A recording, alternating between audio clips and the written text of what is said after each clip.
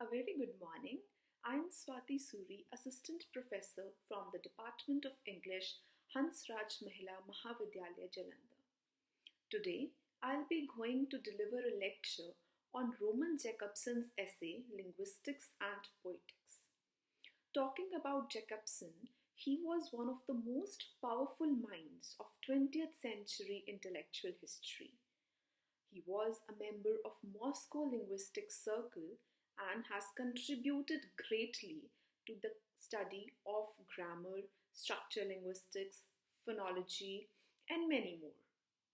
He has made an outstanding contribution to the field of literary analysis using linguistics as a tool.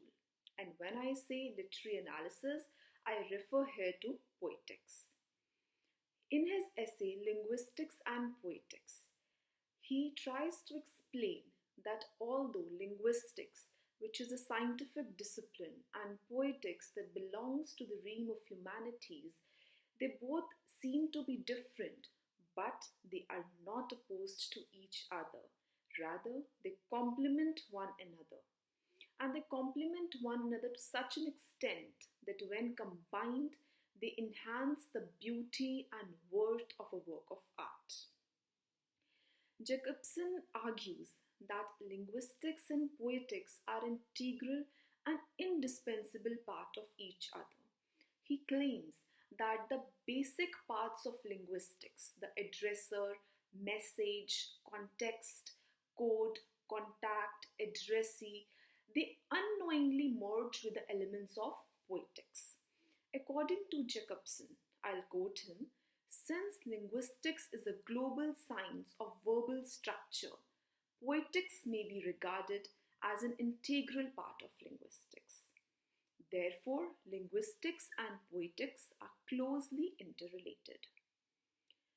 Jacobsen begins his essay, Linguistics and Poetics, by defining the two terms that form a part of his title. He says that poetics is the study of literature and it explores the qualities that make a verbal structure a work of art. So a verbal structure means any structure that is formed by words. On the other hand, if we see linguistics, what is linguistics? Linguistics, as we all know, is the global science of verbal structure. It studies language in all its manifestations. Now, poetic or literary language, of course, we can say is part of the many uses of language. The linguistic whose field is any and every kind of language may and in fact must it include the poetic language in his study. So the principal part of his essay is the relationship that he brings between poetics and linguistics. He says that there is no opposition between them, and therefore he says that both linguistics and poetics share certain similarities. Now, what is the similarity? The first similarities, of course, is that both deal with verbal messages. As we see, poetics is the study of the verbal messages and linguistics studies the structure of those verbal messages. Second similarity is that both literature and language, they are the part of the theory of science, that is semiology, semiotics, right? So third is that since they both are the form of the science system, both are concerned with meaning generation. Very important point. Next, he says that poetics and linguistics both deal with their data objectively and in a non-judgmental way. Objectively mean data, what is the data that they deal with? Of course, literature and language. Poetics deal with literature and linguistics deal with language. Fifth very important point here is that Jacobsen points in his essay that both the synchronic and the diachronic approaches are equally applicable and used in linguistics and poetics. See, We study literature through historical development, which means diachronic development, right? And we also study literary works or literature during a particular time. That we call a synchronic approach. So you see, we study literature diachronically as well as synchronically. In the similar manner, a language is also studied diachronically and synchronically. We study language during a particular time, synchronically, and across time. Historical development of language is also studied, which means we study language keeping in view the diachronic method, right? So these are the certain similarities that he points out between both of them. Next important point that he says in his essay is that we can use a linguistic model for the study of literature.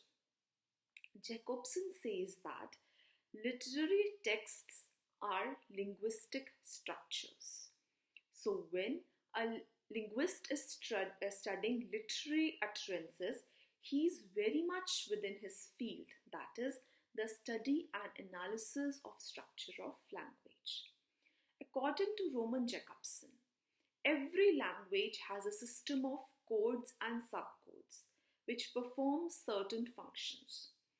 It is very important for us to understand these functions of language because poetic function is one of those functions. So, according to Jacobsen, every act of verbal communication, whether literary or any other, so any other verbal communication requires certain elements. What are those elements? The elements are addressor, receiver, context, the message of course, contact and code. Now let's discuss what are these elements. See, every verbal act requires an addressor. Addressor is the one who wants to convey the message, right? Now this message of course will be addressed to someone. That someone will become the receiver. The message, if you want your message to be understood, there must be a proper context, a background. Secondly, a proper contact between the addressor and the receiver. And they both, the addressor and the receiver, both of them should follow a similar code. The language that they use, the words that they use must be understood by both of them. That is what is meant by following a similar code. Now, all these 6 elements must be present in your speech act. Whenever you are trying to deliver a verbal message, all these 6 elements, the addressor, the receiver, the context, the code, the message, must be present during your verbal act. Now, depending on whether the focus is on the addressor or the receiver, see, the focus during your verbal message can be on any one of them. It can be on the receiver, it can be on the context, right?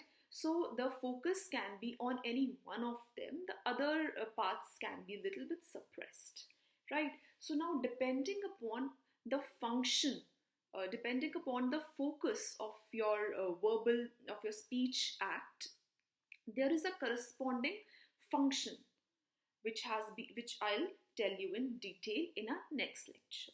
As of today, you must know in this lecture that there are 6 elements that form a verbal message, a verbal structure, and each of that element has a corresponding function. Whenever you give a verbal message in your speech act, that message includes all those 6 elements, but your focus is primarily on any one of them, right? So in the next part of the video, I'll tell you what are those 6 functions and how Jacobsen concludes his essay. So as of now, I hope whatever I have delivered will be clear to you. Thank you.